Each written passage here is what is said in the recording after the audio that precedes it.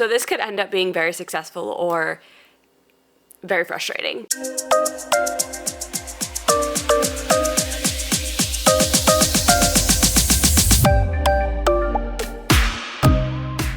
Welcome back to my channel. If you're new here, I'm Emily, and I hope you love talking about books because that's what we do here. And this is another reading vlog. I just released 2 recently that were trying to get through book slump because I did slump out a little bit at the beginning of the month due to a bunch of reasons you can look at in those vlogs if you're that interested. But because of that, I'm super duper behind on my TBR for the month of September. And I have completed all of my TBRs this year. And I do not want this to be the first month that that does not happen. So we're gonna get through this. I have about 8 days left of the month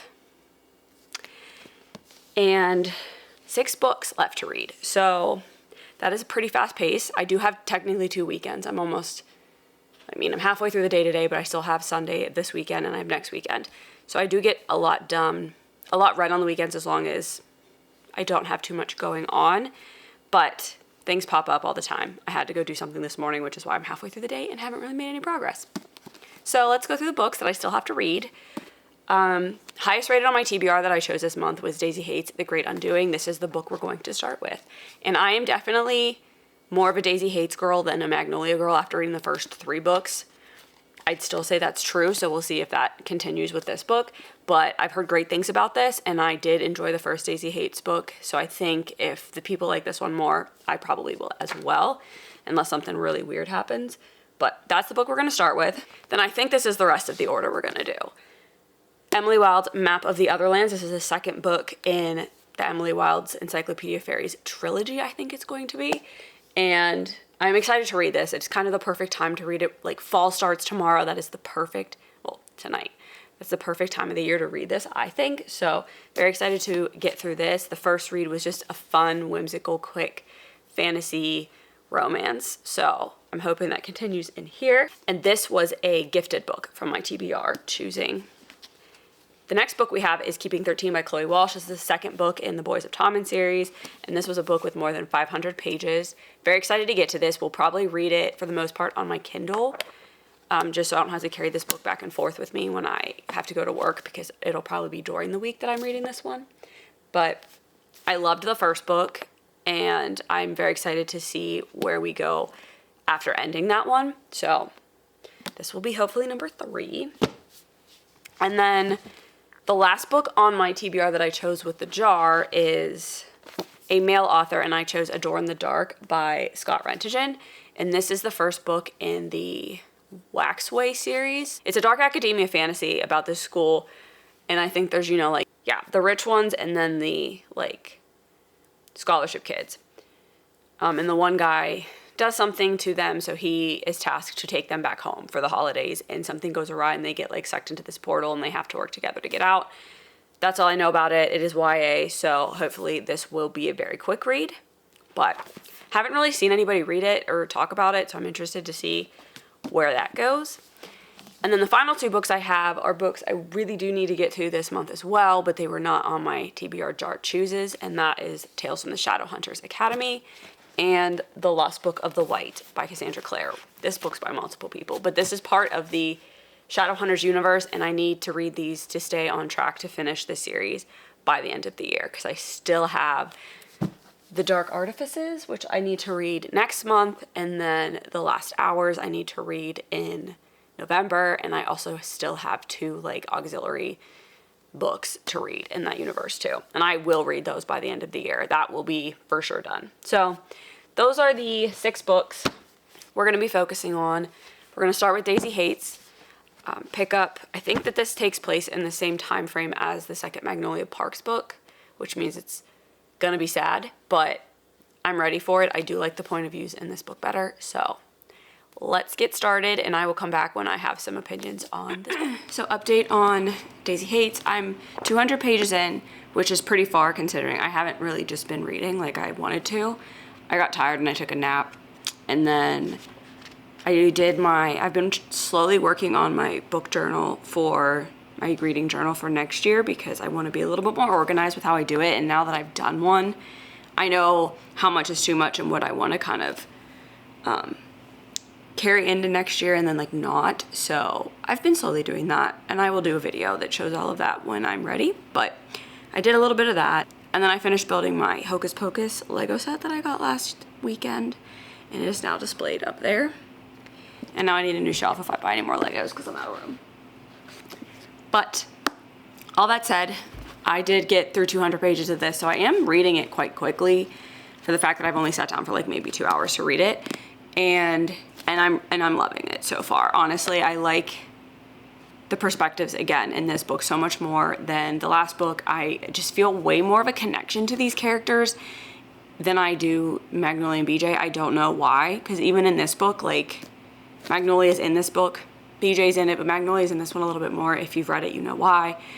And I can't stand her. I honestly can't. And I think that's not a popular opinion for this series. I think a lot of people like Magnolia, but I think I don't like her. So, and I love Julian, so that makes me like her less. I'm gonna continue reading. Since I took a nap, I don't think I'm gonna be falling asleep anytime soon, so I may get through a considerable more amount of this today. I wanted to finish this today, but I really don't see that happening unless I want to stay up till like midnight, and I don't. So we'll get through what I can until I'm tired enough to fall asleep again, and I'll get back with you guys tomorrow. I finished Daisy Hates the Great Undoing, and I actually was more emotional, I want to say, at the end of this book than I was at the end of the Magnolia Parks book. And the thing that happened at the end of that book that was sad didn't technically happen yet in this one. So this did definitely just take off more in like Julian and Daisy's point of views and like their story at the end. So I don't know when the next Daisy Hates book is coming out, and I don't know how much of them and their story we'll find out in Into the Dark, which I obviously still have to read, but I am very excited for this to continue. I like the love stories in this one better. I'm more of a Daisy Hates fan. And I said that before. I didn't love the first Magnolia Parks. The second one was okay, but the Daisy Hates books have been phenomenal. So what am I going to read next? Please hold. I'm going to continue reading books in series, I guess, and this as well. I'm going to start the Map of the Other Lands, which is the second book in the Emily Wilds, I believe, going to be trilogy. It just says series, so I don't actually know. But excited for this one. It's going to be obviously a lot different than the book I just finished, but still very excited for it. I will let you know how that goes. The only thing I don't like, and this has it kind of a little bit too, and I forgot, I have read so many books with footnotes lately, and I don't hate them, but they just make reading a little bit difficult sometimes because you have to like keep going down to see, and sometimes I miss the little number, and I'm like, there's 3 things I was supposed to see on this page, and I have to go back, so sometimes it takes me longer to read those. But this has them, but not as much as Daisy Hates did, or the Dark Lord, the How to Become the Dark Lord and Die Trying. That had them every page almost, and this has them every time you get Daisy's point of view. This one has them, but it doesn't seem to be that, it's not that overwhelming. So, gonna start this. I will update later once I've gotten somewhere. Update.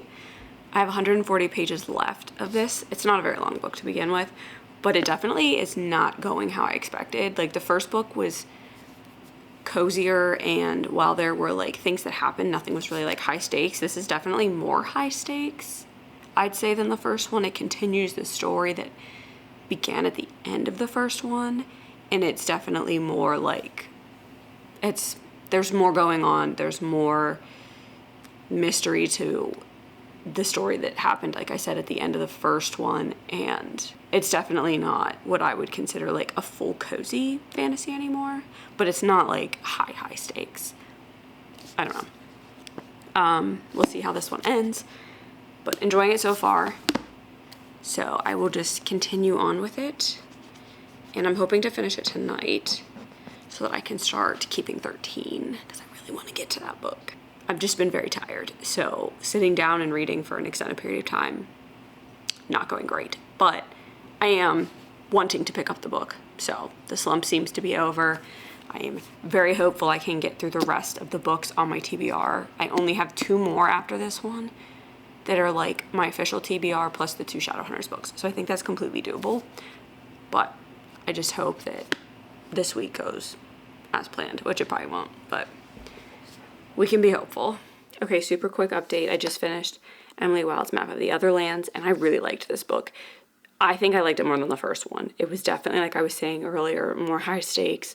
There was definitely more of a storyline in this one that was like faster paced and interesting, and then like the romance kicked up in this as well. I really, really liked this book, and I'm really excited for the third one now because of how this ended and what I think the third book's going to focus on. I think it's going to be very good.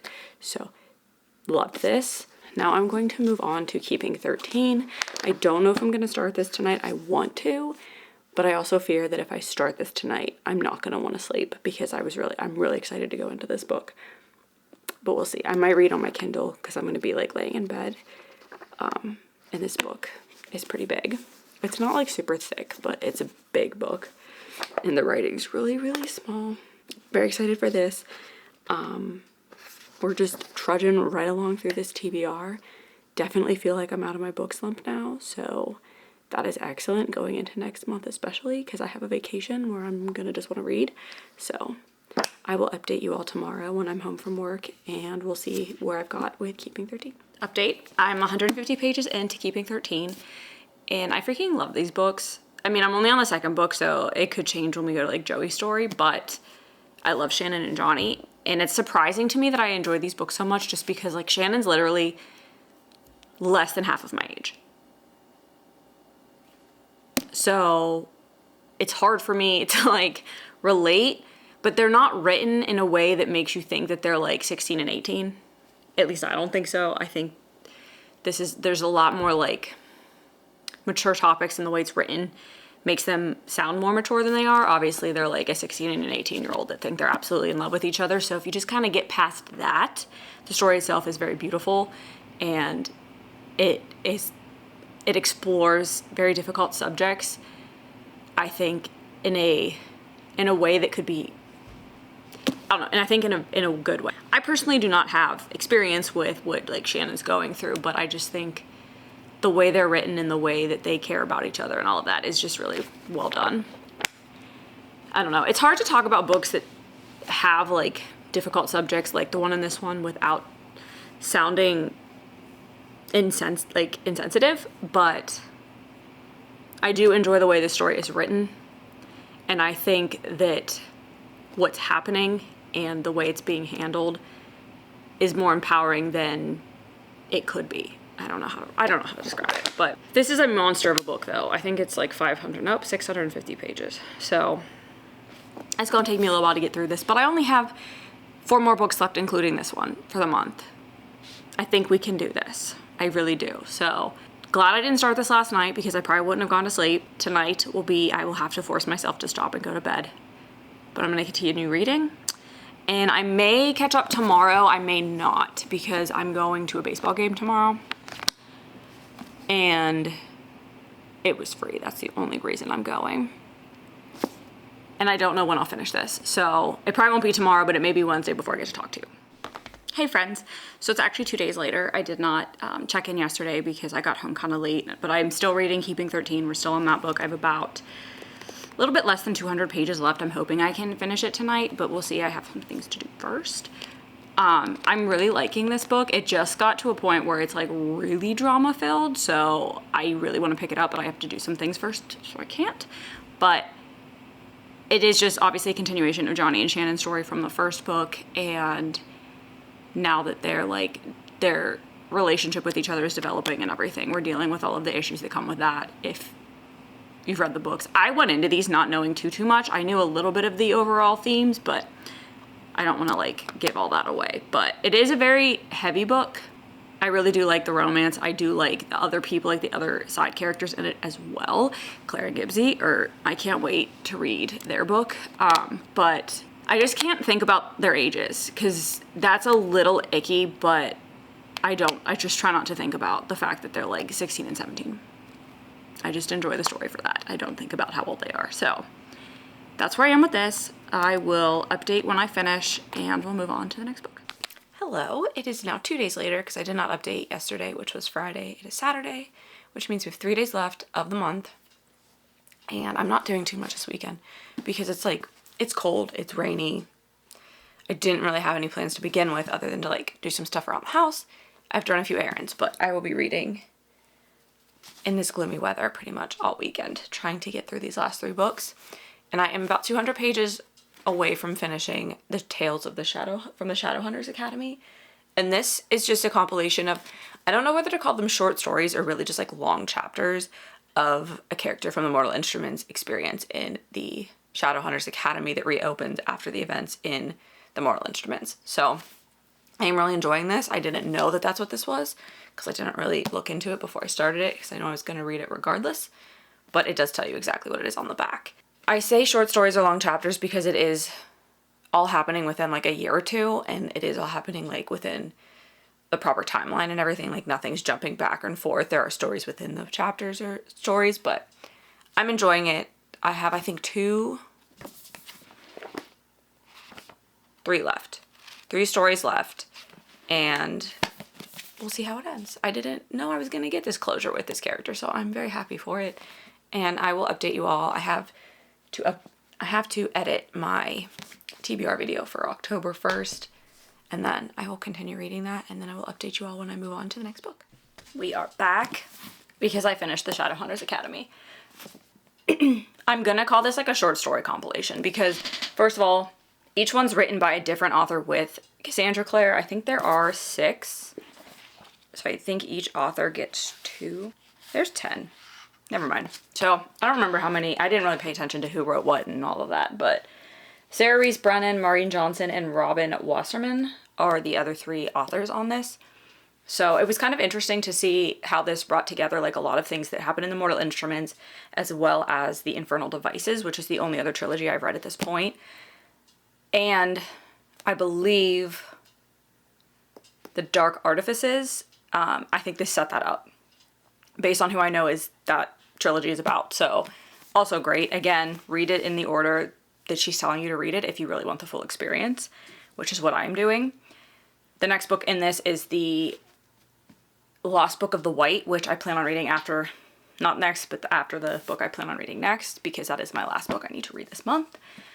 So really liked this. I feel like it was almost an extended epilogue for the Mortal Instruments, which I liked because I just feel like I have such more of a connection with those characters than I did with the ones from the Infernal Devices, which I know is not a common opinion, but I don't know if it's because I read the Mortal Instruments when I was younger and reading it again as an adult is kind of just nostalgic for me, and I just knew those characters more, so that's why I connected to them more even now. But I don't know, I just still at this point probably would say that those characters are my favorite out of the 2 series that I have read within this universe, but we'll see if that changes. There's still 2 more trilogies left to read, but now I'm going to read A Door in the Dark by Scott Rentigen. This is the first book in the Waxway series, and I think it's basically a fantasy school setting, and there's like, you know, the rich kids and the not rich kids, and one of the rich kids is punished and sent to travel home with the scholarship kids, and a fight breaks out. A portal spell malfunctions.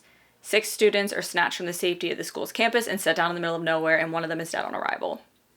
So then they have to work together and obviously figure out what the heck happened. But I'm excited for this. It is YA, so I'm hoping it's a quick read.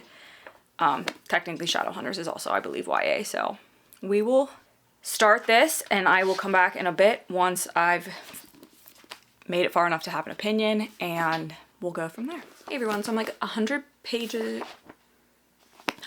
or so into A Door in the Dark, and we've set the story with what happened. So I don't know much at this point other than what the back says. So it starts off with like a scene that is them, I guess, appearing in the woods after they've gone through the portal. And then it goes back in time and kind of explains the world. And you're in the point of view of Ren, who is one of the scholarship kids and one of the tops of her class. And she's trying to be accepted into one of the like high class families, which are like who run the world. I don't know what you would consider this. The land that they live in, I guess. The major houses. And because she's from like the bad part of town, she's having trouble getting into one of them because one of the people in the family basically has to invite you in to work for them. So you're meeting some of the like heirs to these families and everything as well. And the magic system in this is pretty unique. So you get like a quota of magic you're allowed to use every month, and it gets placed into these like devices. Like it could be a wand, it could be some type of jewelry, I forget what they call them, but they're basically like what holds their magic. And every one thing is equivalent to like a spell, essentially, but it's not, like she explains, like she's like, the math's not really right, but that's what they consider it. And like the higher up you are, the more you get, obviously. So that was pretty cool. And she's very powerful and very intelligent and very good at what she does, but she can't get into, she like makes new spells and stuff, like that's what she's trying to do. So she can't get into the family that she wants to. So there's a lot of like animosity towards the like higher ranking families for her. And during what should have been like a regular trip home, there's like fights that are happening in the Waxway portal, which is why this is called the Waxway series, I'm assuming, between 2 of the elite heirs and 4 of the scholarship kids. And they end up going through the portals wrong, I guess is a way to describe it, because of the fighting and the magic that was happening at that moment. Like it almost combined the distances for all that they were trying to, I don't know, it screwed up, and it took like all their destinations, I think, and like tried to make it one, and then they end up lost. And when they get there, one of them is dead. So now they think one of them killed the student that's dead, but they don't know because nobody really knows what happened and nobody knows how they died that way. So it's very confusing, I think, if the way I tried to explain it. The book itself is not confusing. I'm probably confusing everybody, but it's holding my attention pretty well right now. I am just like tired. So in general, I'm trying to not want to fall asleep, but it has nothing to do with the book. It just has to do with me. But I'm going to continue reading. I've taken a few breaks to do like some journaling and stuff, but I'm going to sit down and try to get through another 100 pages or so, and I will update you all when I have something that I can share that doesn't ruin the book. So it's the next day, and I didn't update last night, but I did finish A Door in the Dark, and I really liked this book. I liked this book so much more than I thought I was going to. I didn't want to put it down. It was just intriguing and different, and it left off on a cliffhanger. And there's just like a secret that our main character Ren is holding the whole time, and you just like want to know what it is. I kind of had an idea of what it was. I wasn't 100% right, but it's kind of revealed at the end, but it's also still a little bit of a cliffhanger because you don't understand the whole context yet. I cannot wait to read the next one. That will be something I pick up for next year because I don't know that it's out in paperback yet, and I'm just going to keep getting them in paperback. But really liked this book. If you like YA, this was like a fantasy romance kind of thing, but I also think it's classified as a thriller because the whole time, like, it's a fantasy because there's magic, but it also has thriller aspects because they're in the woods trying to outrun this thing that's trying to kill them and figure out what the hell's going on. So a little bit of everything, and I really liked that one.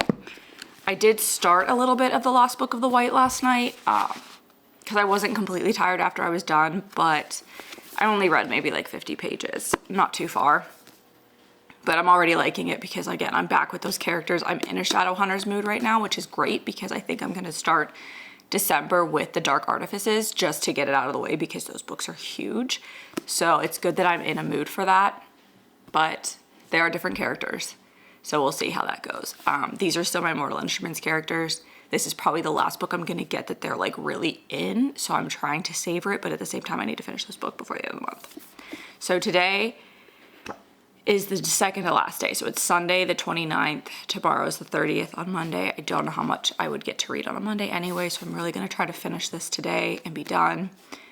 And then I can move on to October books. But I will continue reading and let you guys know what I can. Obviously, this is the second in a duology, but it also, there would be a lot of spoilers in here for things that happened in the Mortal Instruments and the Bane Chronicles and the Shadowhunters Academy book. So can't talk too much about it, but I am really enjoying it so far. I'm only 45 pages in. So I will update y'all later. Okay, time to wrap up the vlog. What book did I start this with? There've been a lot. There's been 6 books in this vlog. So we started with Daisy Hates the Great Undoing. This is so far my favorite book out of the Magnolia Parks universe. I do prefer the Daisy Hates books to the Magnolia books, but I don't hate the Magnolia books. I just don't really enjoy them as much. So definitely my favorite so far. I liked having insight into like Julian's point of view for the stuff that happened in Magnolia's last book, and more of Daisy and Christian and everything. And I do like these characters more. I like these storylines more. And it's just more, there's like a found family in here that I really like. I mean, there's found family in all of the Magnolia Parks books, but I think there's a bigger one in here because it's like their mafia family or mob family, whatever you want to call it. There's also that as well, and that was really prominent in this, and that's why I liked it. So can't talk too much about the plot because it is the fourth book in a universe, but did really like this. This was 4.75, and I think I gave it like 1.5, 2 spice, something like that. The romances are prominent, but not the whole part of the story, so take that with what you may. There was obviously spice in it though, so. Then I read Emily Wilde's Map of the Otherlands, and this is the sequel to Emily Wilde's Encyclopedia of Fairies. This was definitely less cozy fantasy and a little bit higher stakes fantasy. There was more action and adventure in this book than there was in the last one, and it started about 100 pages in, I'd say. So the first 100 pages or so were kind of slower, and then it picks up with her story and Bumblebee's story. Is that his name? Consequences of things that happened to him at the beginning of this book, and then it does tie in quite nicely to the previous book as well. So I liked that. Definitely higher stakes, still really fun, interesting, and I'm excited for the third book that comes out in February, and I do have it pre-ordered, so can't wait to read that. This was a 4.5 star and like half spice. Then I read this beauty, Keeping 13. This is the second book in Johnny and Shannon's point of view in the Boys of Tommen series. Can't really, again, go into too much detail because it is the second, but this was definitely more romance focused than the first one, but there was still a bigger underlying storyline that had to do with like Shannon's family and Johnny trying to help her and all of that, and it was very sad. This book had tragedy in it the entire time. Definitely heavier topics in this than a normal romance, but I loved it. I felt so many emotions reading this book, and if a book can make me feel like this one did, it's immediately going to be like a high rated book for me. This was 5 stars and 1.5 spice, but so far I'm loving the Boys of Tommen series. I think I gave Binding 13 5 stars too, which is not normal for me in a romance, but there's so much more than the romance in these books, and the way that Chloe Walsh tells these stories and makes you feel for these characters, that's what makes it a 5-star read for me. When I can't stop thinking about the characters when I'm not reading the book, that's how I know it's a 5-star read. Then I picked up Tales from the Shadowhunters Academy. This follows the events of the final Mortal Instruments books, and those are the previous books I read. I read the Bane Chronicles and then I read this. So I read the Bane Chronicles earlier this month. I can't, again, speak too much about what happens here because there is spoilers for the Mortal Instruments series, but this follows a character specifically from that series and their adventures and everything after. There was, again, like really sad things that happened during this book that I wasn't expecting, but it was definitely more insightful, I'd say, than like the other Mortal Instruments books. Like this character really contemplated a lot of things that went on in the events of that whole series and in their life now and everything, and I wasn't expecting to get a book in that character's point of view, but I'm happy we did. And this was a 4-star, and I think I gave it like 1 spice, half to 1 spice. But the Mortal Instruments, as of now, is still like my favorite of the Shadowhunters books. I know that that's not everybody's opinion. I know a lot of people really liked the Infernal Devices, and I did enjoy that series, but there was a main character in there that I really didn't like, so that took away from the stories for me. I still enjoyed it, and all of these characters are interconnected, and I do love that. I love how well thought out this universe is, and I can't wait to read The Dark Artifices next month, and then The Last Hours, and then I have to look up what the newest trilogy is going to be about. I have a feeling I might know what it is based on something that just happened in another book, but I don't know yet. Then I read Adore in the Dark by Scott Rentigen. This is I want to say this is like classified as a thriller. Let me look, because I swear this was classified as a thriller, but it's also fantasy. It's both. So it's a fantasy fiction young adult thriller, and that describes this book perfectly. So yes, there's a magic system in here, and it is really unique in how you're granted almost tokens for your magic, and they channel it into a source object essentially, then that's how they cast their magic. And they get only certain allotment of it per month based on their ranking in society. So like the higher ranking families, there's 5 highest ranking families, they all get the most. And the goal is to find a family that's like higher ranking than you are to work for, and that is how you like climb your way up in society. So that is what our main character Ren is trying to do the entire time. So she's set out to become part of one of the major households, and she's being not taken seriously even though she's in like the top of her class at this university. She's like a scholarship kid, so she's from like the lower class of the world, whatever they're calling it, and that's stopping people from taking her seriously, and nobody really wants to deal with her because they look at her as like less than because of where she came from. Even though she is extremely talented, she is what they call like a spell creator, so she creates new spells. But anyway, something happens at the beginning of this book that sends 6 students through a portal accidentally, and they call them the Waxways. They travel by like candle.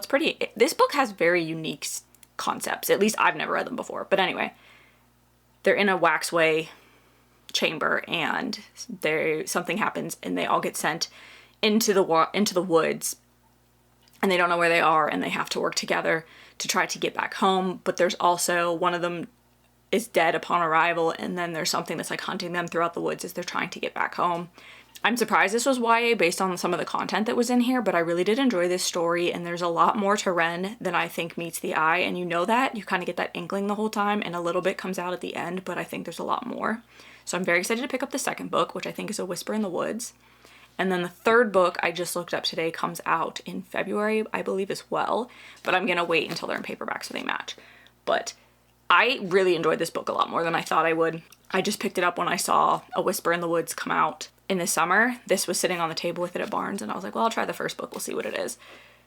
But I gave this 4.25 and like 1 on Spice. Very excited to continue this series. Pleasantly surprised with how that turned out. And then the last book I read in this vlog is The Lost Book of White, which is the second and final book in the Eldest Curses duology. And this follows Magnus, who is a character we've seen throughout the entire Shadowhunters universe. And this does come into play again after City of Heavenly Fire. Is that the last one? Yeah. Which is the final book in the Mortal Instruments. This actually takes place right after what happens in the Shadowhunters Academy. So again, I will scream it from the rooftops.